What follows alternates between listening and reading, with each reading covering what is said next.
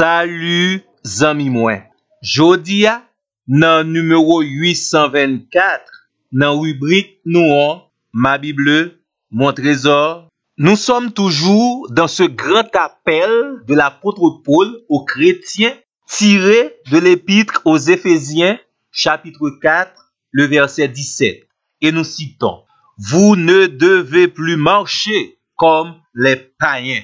Et nous t'ai tout servi avec occasion pour nous rappeler que malheureusement, les païens marchent selon la vanité de leur intelligence, dans l'aveuglement spirituel, dans l'impiété, dans le dérèglement, dans la cupidité, dans l'indécence et dans une passion insatiable. Ou capable lire Éphésiens 4, verset 17 jusqu'à verset 21.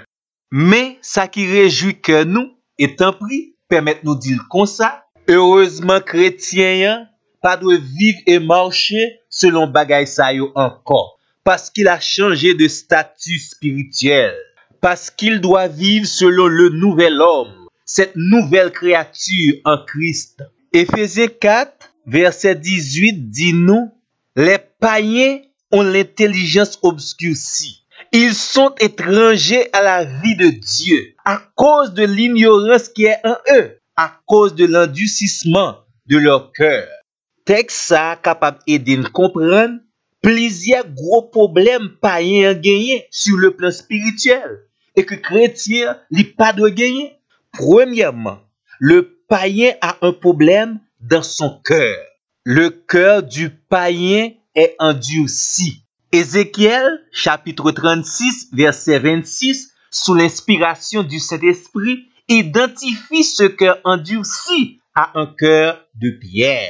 Ça veut dire un cœur qui non seulement insensible à la parole de Dieu, mais également insensible à la misère des autres. Même terme endurcissement, la Bible traduit par rébellion, injustice, ignorance spirituelle, impiété. Terme impiété a même li rapport avec le mépris de Dieu et le mépris de la parole de Dieu. Les yon moun a vivre dans l'impiété, la Bible déclare nous li attirer sous propre la vie li la colère de Dieu. Romains chapitre 1er, le verset 18. Également, c'est un monde qui entravait la destinée de Dieu pour sa vie. C'est un monde qui entravait propre liberté pali parce que la vive dans l'esclavage. Déjà, vous comprenez que l'endurcissement est un acte volontaire. C'est ça qui fait la parole de Dieu exhortait nous dans Hébreux chapitre 4, le verset 7. Aujourd'hui, si vous entendez la voix de Dieu, n'endurcissez pas vos cœurs. Qu'on y a, nous capables de comprendre très bien pour qui ça, dans Tite, chapitre 2, le verset 12, apôtre Paul insistait pour le dire: l'évangile ou bien la grâce nous enseigne à renoncer à l'impiété. Ça veut dire au mépris de Dieu et de la parole de Dieu. Tout bon vrai, amis moi, le chrétien ne doit plus marcher et vivre comme les païens.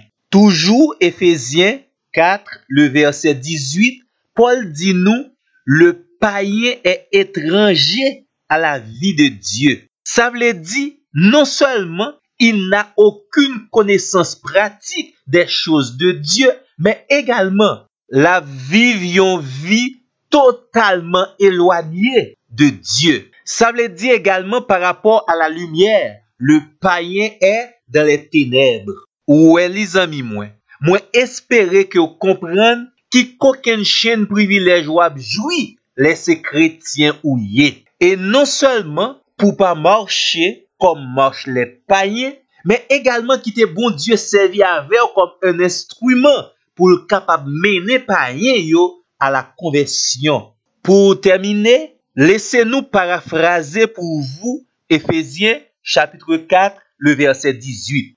Les païens sont encore dans les ténèbres. Ils ne connaissent rien à la vie spirituelle que Dieu a donnée aux chrétiens. Le fond des pensées des païens n'est pas la connaissance, mais l'ignorance. Et c'est de par leur propre choix qu'ils sont ignorants, car ils ont choisi de persévérer dans cette ignorance et se sont ainsi créés une carapace qui les empêche de comprendre les vérités divines.